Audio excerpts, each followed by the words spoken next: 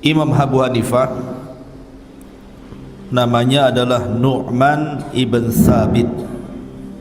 Nu'man ibnu Thabit itu nama aslinya. Kenapa disebut Abu Hanifah? Apa Hanifah itu? Hanifah itu tinta yang digunakan menulis, karena beliau selalu tidak jauh daripada tinta tersebut karena terus menulis dan menuangkan ilmu, maka dia pun disebut dengan Abu Hanifah. Biasa orang-orang yang melazimkan kepada sebuah perbuatan, terkadang kunyahnya itu dilazimkan kepada perbuatan itu. Contoh, Abu Hurairah nama aslinya Abdus Syamsi, tapi setelah masuk Islam diganti menjadi Abdurrahman, karena dia kalau ngaji suka bawa anak kucing. Kalau Hirrah itu kucing garong, kalau Hurairah anak kucing garong. Tahu? Hurairah itu isim tasghir, Salman besar, Sulaiman Salman kecil. Kalau Hurairah artinya kucing kecil. Jadi dia selalu bawa kucing kecil itu di tasnya itu. Maka kecintaan Abdurrahman kepada kucing kecil, maka Rasul memanggilnya dengan sebutan Abu Hurairah, dan itu yang dikenal. Ya. Sama dengan Abu Hanifah. Nama aslinya mungkin orang kurang kenal, Nu'man ibn Thabit. Tapi kalau disebut Abu Hanifah semua orang tahu. Sebelum saya cerita Nu'man bin Thabit ini, saya ingin bercerita bapaknya dulu, Thabit ibn Ibrahim. Thabit bin Ibrahim ini adalah seorang talabatul ilmi. Memang bukan seperti Abu Hanifah, artinya ulama besar dunia, tapi bapaknya talabul ilmi. Suatu ketika dia dalam perjalanan talabatul ilmi ini, dia kehabisan bekal. Kemudian dia merasa lapar. Akhirnya dia cari sungai. Setelah dapat sungai, dia pun minum dari sungai itu. Rupanya ada apel itu berjalan dari hulu ke hilir, pula sampai di depan dia. Kebetulan lagi lapar, ada apel kemudian hanyut di air, langsung diambil kemudian dimakan. Baru dapat separuh, teringatlah, ini apel siapa saya makan ini? Kok main makan saja? Akhirnya kemudian dia merasa bersalah, dicarinya kebun apel itu. Jadi sungai itu ke hulu itu terus dicari, ada kebun apel enggak di sana itu. Rupanya ketemu kebun apel. Kemudian ditanya, ini milik siapa? Si Anu. Maka akhirnya Thabit ibn Ibrahim pun mencari pemilik kebun apel itu. Setelah berjumpa dengan pemilik kebun apel itu, dia minta agar diikhlaskan apa yang sudah dimakan, separuh dari buah apel itu. Tapi kemudian ditolak minta maafnya. Tidak, saya tidak akan memaafkan kamu. Akhirnya kemudian Thabit bin Ibrahim ini meminta, terserah, apakah saya harus bekerja kepadamu berapa hari, berapa minggu, berapa bulan, asal kau ikhlaskan itu. Lihat, hanya nyomot apel secuil saja, dia merasa bersalah dan siap bekerja. Jadi bagi ulama dulu mencuri itu sesuatu yang luar biasa. Ini enggak mencuri kan? Oh, apel hanyut kok. Ya. Menunjukkan di sini apa? Waroknya di sini. Akhirnya kemudian kata pemilik apel ini gini saja, sebagai bentuk kalau aku hendak memaafkan dirimu, kamu harus menikahi putriku. Wow, menikahi putrinya ikhwan, gara-gara makan apel hanyut suruh nikah. Enak tidak? Enak. Masalahnya pertama putrinya buta, yang kedua tuli, yang ketiga cacat fisik, tidak bisa jalan. Mau? Karena kamu sudah memakan apelku, kau harus menikah dengan putriku yang buta, yang cacat dan tidak bisa jalan. Lah, gara-gara makan apel suruh menikahi wanita yang seperti itu. Tapi karena Thabit bin Ibrahim ini memang ingin mendapatkan keikhlasan, dia merasa berdosa itu. Ya sudahlah, kalau harus menikah dengan wanita seperti itu, apalah boleh buat kan. Akhirnya keesokan hari dia datang dan siap kemudian untuk menikah dengan wanita itu. Rupanya setelah akad nikah, kunikahkan kamu dengan putriku Anu bin Anu dengan mahar kontan sah. Kan itu ya. Akhirnya kemudian dia terima nikahnya. Ketika masuk ke dalam kamar, rupanya wanita itu tidak buta, tidak tuli, tidak cacat. Wanita itu wanita yang sangat cantik luar biasa. Ya, ya kan? Ketika ditanya, kenapa bapakmu mengatakan kau ini buta? Kata wanita itu, karena aku dilarang bapakku memandang yang diharamkan. Kenapa pula bapakmu mengatakan kau tuli? Karena telingaku tidak pernah mendengar yang haram. Dan kenapa pula bapakmu mengatakan cacat dan tidak bisa berjalan? Karena aku tidak pernah keluar rumah, apalagi melangkahkan ke tempat maksiat. Lah, dari sinilah Allah takdirkan Thabit bin Ibrahim menikah dengan wanita salihah ini. Kemudian dari pernikahan ini lahirlah Nu'man ibn Thabit ibn Ibrahim, atau dikenal dengan Abu Hanifah. Lihat, karena kejujuran orang tuanya melahirkan anak seperti ini. Lah, Abu Hanifah itu dia adalah imam yang pertama dalam madzhabul arba', imam 4. Dia paling tua, di bawahnya Malik, di bawahnya Syafi'i, di bawahnya Ahmad.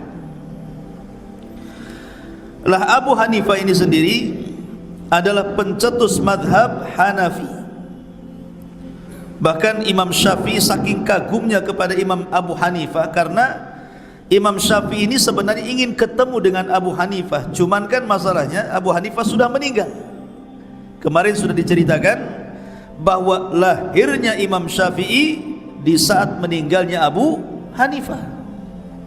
Jadi hanya dengar cerita saja kan. Makanya ketika Imam Syafi'i berjumpa dengan murid-murid Abu Hanifah seperti Muhammad Hasan Asy-Syaibani, Abu Yusuf Al-Qadhi, apa kata Imam Syafi'i? Man arada an yatabahhara fil fiqhi fahuwa iyalun ala Abi Hanifah. Barang siapa yang ingin mendalami fikih, maka sesungguhnya semua orang kembali kepada fikihnya Abu Hanifah, karena dia orang yang pertama meletakkan fikih. Abu Hanifah. Kalau Imam Syafi'i usul fikih. Ya. Taib. Sebenarnya Abu Hanifah ikhwatu fiddin ini Allah berikan kecerdasan luar biasa. Luar biasa cerdasnya Abu Hanifah ini. Itu diakui oleh ulama-ulama di zamannya. Sampai-sampai saking cerdasnya Abu Hanifah itu kan selalu berdalil dengan istinbat qiyas. Bagaimana kalau begini, bagaimana kalau begitu. Beda dengan Imam Malik. Imam Malik ini saklek bahasa kitanya, karena dia mazhab ahli hadis. Apa yang dikatakan Nabi begini ya begini, apa yang dikatakan Nabi begitu ya begitu. Dan Imam Malik selalu mengambil fatwanya penduduk Madinah. Kalau Abu Hanifah lain, karena lain madrasah. Kalau Imam Malik madrasah ahli hadis, kalau Abu Hanifah madrasahnya ahli ra'i, banyak menggunakan akalnya ya untuk mengambil istinbat. Tapi bukan berarti kemudian keluar daripada nas Al-Quran dan Sunnah, tidak. Cuman dia difitnah, di zamannya difitnah tuh, bahwa ada di Irak itu Abu Hanifah gitu kan, orang yang selalu memelintir Al-Quran dan Sunnah Nabi SAW. Nah, salah satu yang terfitnah adalah Imam Auza'i. Imam Auza'i itu hidup di zaman Abu Hanifah. Ngomong tentang Abu Hanifah, di Irak itu ada Abu Hanifah tukang melintir hadis dengan akalnya, katanya. Lah kebetulan di majlisnya Imam Auza'i ini ada muridnya Abu Hanifah, namanya Abdullah ibn Mubarak. Abdullah ibn Mubarak orang paling kaya di Irak itu. 500 para ulama dia gaji, saking kayanya Abdullah bin Mubarak itu. Dia muridnya Abu Hanifah. Lah ketika dia mendengar Imam Auza'i itu kemudian menyindir gurunya Abu Hanifah, akhirnya Imam Auza'i ini tidak tahu siapa Abu Hanifah kan. Maka Abdullah bin Mubarak mengambil kertas kemudian menulis masalah-masalah yang pernah difatwakan Abu Hanifah. Kemudian ditulis sampai banyak, setelah itu diserahkan kepada Imam Auza'i. Dibacanya oleh Imam Auza'i, kagum dia. Ini tulisan siapa ini? Kata Abdullah ibn Mubarak, itu tulisan seorang ulama di Irak namanya Nu'man ibn Thabit. Tidak dibilang Abu Hanifah, karena Imam Auza'i tahunya Abu Hanifah saja. Itu tulisannya Nu'man bin Thabit, katanya. Bingung untuk Imam Auza'i, siapa Nu'man bin Thabit? Katanya Imam Auza'i, ya Abdullah ibn Mubarak, orang yang nulis ini orang cerdas. Kamu harus bermulazamah dengan dia, jangan tinggalkan dia. Ya kan? Katanya Imam Abdullah ibn Mubarak, ya Imam, maksudnya Auza'i, yang saya maksud Nu'man ibn Thabit itu adalah Abu Hanifah yang tadi kamu katakan dia suka melintir hadis itu. Kenapa kok sampai mengatakan seperti itu? Karena banyak kabar-kabar miring. Maka penting seseorang itu tasabbut. Ya, tasabbut itu mengcross check betul tidak sebuah kabar itu.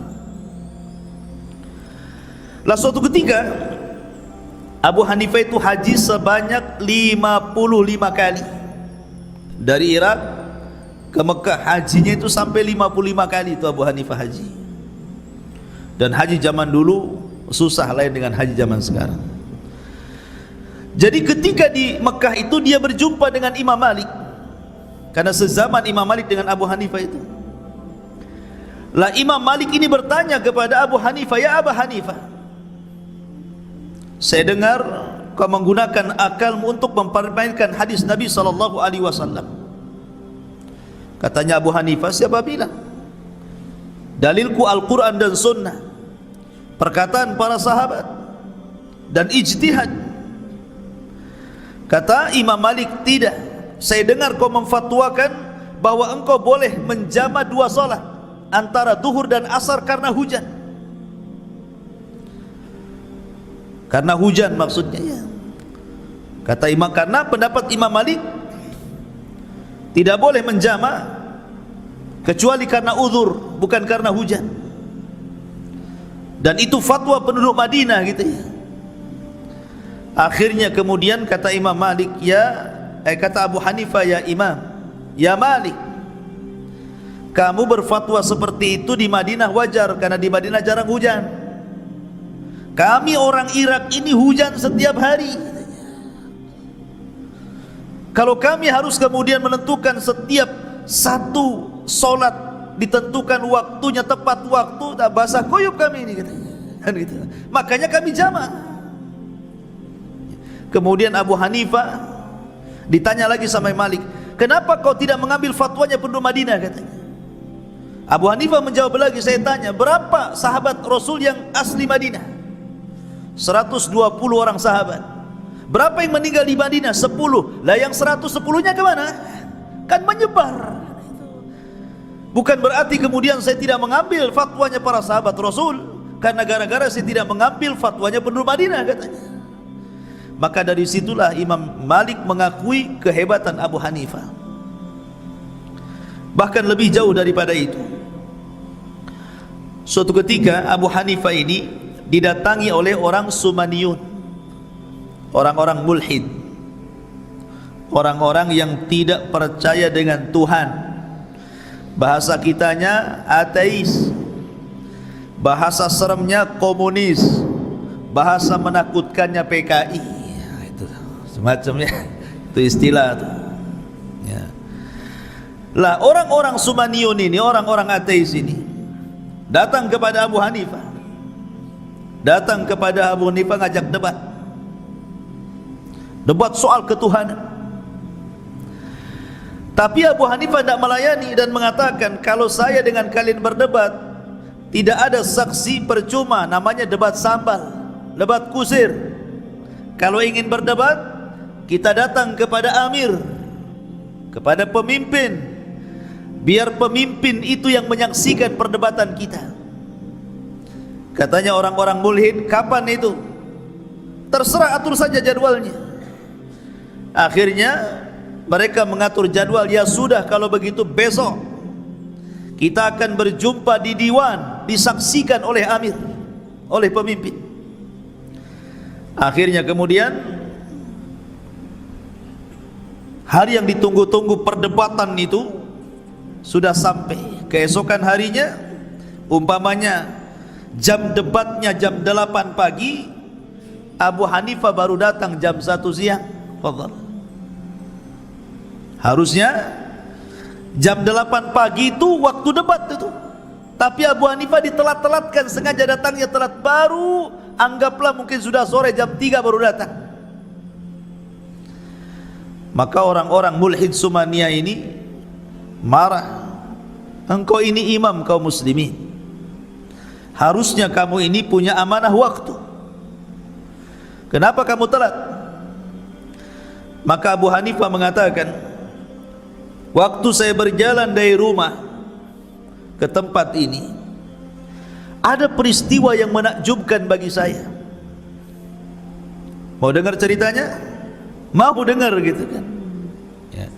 Maka orang-orang Sumaniyah mengatakan, ya, ceritakan wahai Abu Hanifah.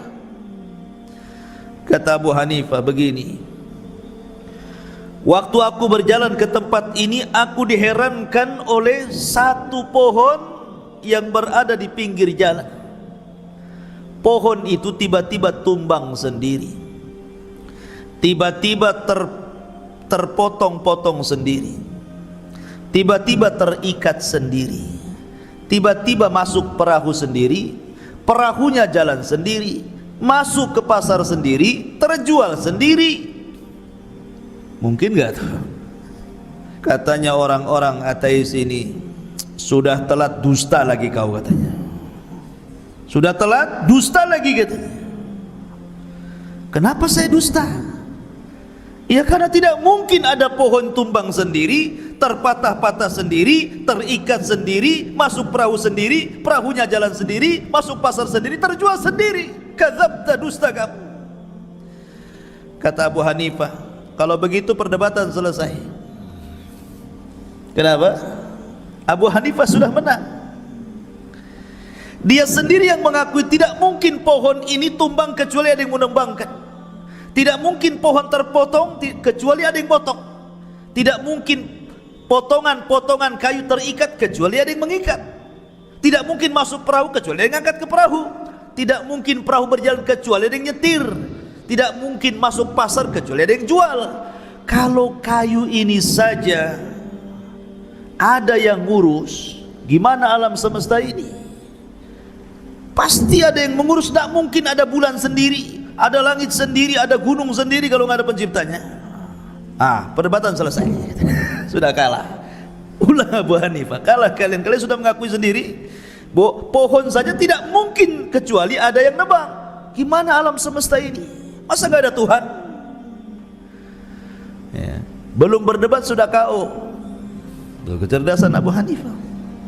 Ada lagi, Abu Hanifah didatangi orang-orang Khawarij, bawa pedang orang-orang Khawarij ini.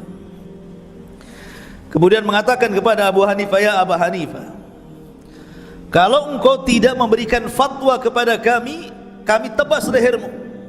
Wah, ulama diancam sama pedang lagi, mau ditebas lagi lehernya. Orang Khawarij, teroris. Kata Abu Hanifah, ada apa kalian? Sarungkan pedang kalian. Kata orang Khawarij, ya Abu Hanifah, bagaimana pendapatmu tentang dua jenazah? Yang satu jenazah ini seorang wanita pezina dan mati hamil. Yang kedua laki-laki peminum khamar, ketika mabuk dia mati. Apakah keduanya disolatkan? Itu pertanyaannya. Orang Khawarij itu, mereka memandang orang yang melakukan dosa besar apa? Kafir di dunia dan kekal di neraka. Itu pendapatnya orang Khawarij. Orang Khawarij itu apabila memandang sebuah perbuatan dosa besar, mereka menghukumi kafir di dunia, berarti kalau dia meninggal dalam posisi melakukan dosa besar, tidak boleh disolatkan karena dia kafir. Kalau dia masuk neraka gak akan keluar lagi. Jadi Abu Hanifah ingin membantah, ya, kalau dia sampai kemudian salah ngomong, hilang leher dia. Tapi Abu Hanifah ngomong, pura-pura gak dengar. Abu Hanifah pura-pura gak dengar. Apa-apa tadi? Apa yang dimaksud tadi? Jenazah orang Yahudi ya katanya. Bukan Yahudi. Nasrani. Bukan Nasrani. Majusi, bukan juga Majusi. Lalu siapa? Dia Muslim. Kepancing dia kan? Ini yang mati seorang Muslim yang berzina.